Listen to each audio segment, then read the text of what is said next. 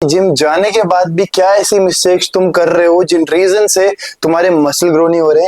Tension मत लो, इस YouTube video में आज की मैं तुम्हें कुछ ऐसे 5 कॉमन मिस्टेक्स तुम्हारे साथ शेयर करने वाला हूं जो तुम कर रहे हो जिम जाने के बाद। अरे फर्स्ट कॉमन मिस्टेक में आता हूं। जो कॉमन मिस्टेक तुम कर रहे हो एज अ बिगनर जिम जाने के बाद, नो प्रॉपर शेड्यूल। क्या कि आप सब लोग कोई भी अपना एक प्रॉपर शेड्यूल नहीं बनाते हो जिम जाने से पहले। काफी कॉमन मैंने ये चीज देखी है कि एक बिगनर जिम जाने के बाद वो जिम में पहुंचने के बाद डिसाइड करता है कि कौन सी एक्सरसाइजेस को उसको फॉलो करना है।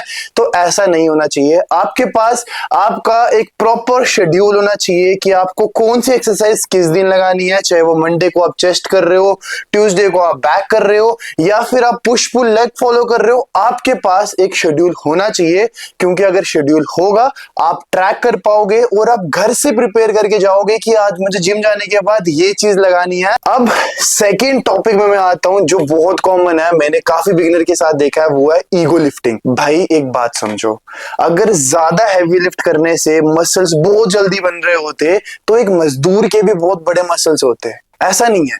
सबसे इंपॉर्टेंट जो एक रोल प्ले करता है ना जिम के अंदर, वो होती है आपकी फॉर्म, कि किस फॉर्म के साथ आप अपने वर्कआउट को परफॉर्म कर रहे हो। मतलब मान लो एक इंसान बेंच प्रेस लगा रहा है, वहां पे वो इतना हैवी वेट लगा रहा है कि वो उस वेट को कंट्रोल ही नहीं कर पा रहा है। तो कोई फायदा है उसका?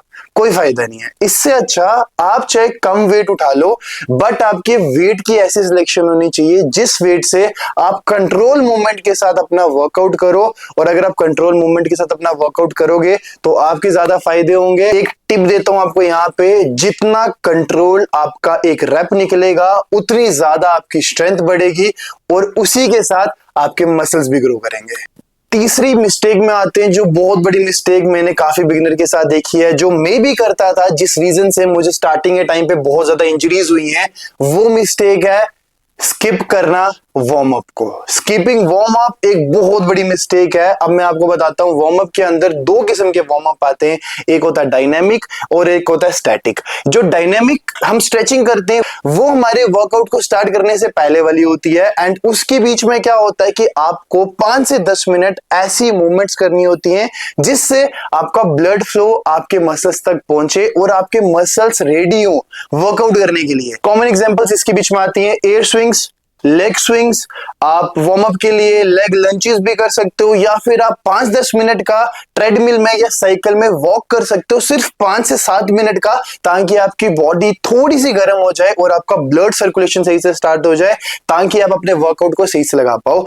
अब जो दूसरा स्ट्रेच है वो है स्टैटिक स्ट्रेच, और ये स्ट्रेच आपको करना होता है अपने वर्कआउट को कंप्लीट करने के बाद। काफी बार आपने लोगों को देखा होगा कि वो अपने हैमस्ट्रिंग को होल्ड करके रखते हैं, मैट में बैठ के आगे से हैमस्ट्रिंग को होल्ड करते हैं। तो ये स्ट्रेच आपको जरूर ऐड करना है। चौथी मिस्टेक जो काफी लोग करते हैं, जो मैंने स्टार्टिंग में नहीं की थी, जिस रीजन से मुझे 5 साल के अंदर काफी अच्छी मसल ग्रोथ मिली है, वो है इग्नोरिंग न्यूट्रिशन। काफी लोग अपने वर्कआउट में सिर्फ फोकस करते रहते हैं और वो न्यूट्रिशन के ऊपर बिल्कुल भी ध्यान नहीं देते। मेरे भाई, खाओगे नहीं तो बना नहीं पाओगे। इस चीज को समझना, खाओगे नहीं तो बना नहीं पाओगे, क्योंकि आप जिम जा रहे हो अपने बॉडी के मसल्स को ब्रेक डाउन करने के लिए। उसके बाद आप घर में जो न्यूट्रिशन लोगे, उस न्यूट्रिशन लेने से आपके जो मसल्स हैं वो रिपेयर होंगे। इस रीजन से आपको अपने न्यूट्रिशन के ऊपर ध्यान देना चाहिए। एंड ये गलती मत करना, काफी लोगों के साथ मैंने देखी है कि वो जिम करते हैं और बाहर आके जंक फूड्स खाते हैं।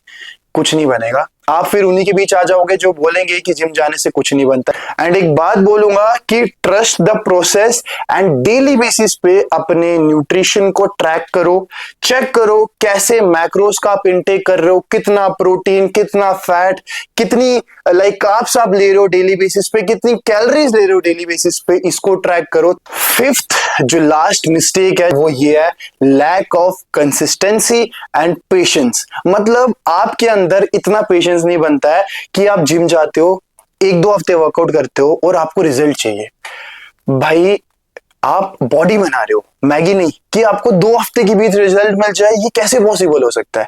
टाइम टेकिंग प्रोसेस है। आप मान के चलो, अगर एक इंसान को अपनी ट्रांसफॉर्मेशन करनी है तो उसको अपने दिमाग को फिक्स करना पड़ेगा कि 90 डेज तो उसको देने ही देने, मतलब 3 महीने आपको अपनी बॉडी के लिए देने ही देने, तभी आपको अपनी बॉडी के अंदर चेंजेस दिखेंगे और आप अच्छे तरीके से ग्रो कर पाओगे।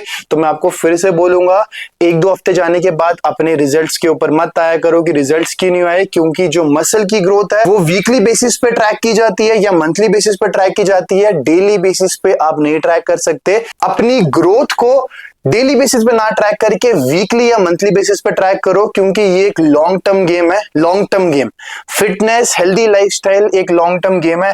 1-2 दिन में अचीव नहीं होता, वक्त के साथ अचीव होती है, ठीक है। एंड इसके अंदर भी मैं सेम बात बोलूंगा, trust the process and track your things on weekly basis, ताकि आपको ये पता रहे कि आपका जो शेड्यूल है, जो आप वर्कआउट कर रहे हो, जो न्यूट्रिशन खा रहे हो, वो बेनिफिशियल है भी या नहीं। सो आज की वीडियो में मेरी तरफ से इतना ही था। आई होप कि आपको ये 5 मिस्टेक्स से कुछ ना कुछ सीखने को मिलेगा। एंड कमेंट करके ये जरूर बताना कि इसमें से कोई ऐसी मिस्टेक थी जो आप कर रहे थे, अब आप उसको सही करोगे, या फिर अगर कोई डाउट या कोई क्वेश्चन, या आप चाहते हो कि मैं किसी टॉपिक के ऊपर एक इंफॉर्मेशन को कवर करूं, तो आप उसको भी कमेंट डाउन कर सकते हो। एंड मेरे चैनल को जरूर सब्सक्राइब करना, ताकि आने वाली वीडियो आपकी मिस ना हो। और एक वीडियो को अपने एक ऐसे फ्रेंड के साथ जरूर शेयर करना, ताकि उसका भी फायदा हो जाए। अब मैं आपको मिलता हूं अपनी न्यू यूट्यूब वीडियो के साथ।